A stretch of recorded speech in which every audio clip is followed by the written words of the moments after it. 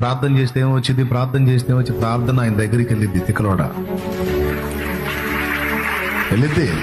వెళ్ళదని నిద్రలో కూడా అనుకోవద్దు. అబ్బా ఖచ్చితంగా వెళ్ళిద్ది. నువ్వు అడుగు, ఎన్ని అడుగుతావు అడుగు, మొత్తం అడగబెట్టుకుంటాడు. సింహాసనం ఎదుటనున్న సువర్ణ బలిపీఠం మీద నుండి మళ్ళీ పైకి వెళ్తుందంట. చదువు, పల్లె ఉంటుంది ఆ మాట.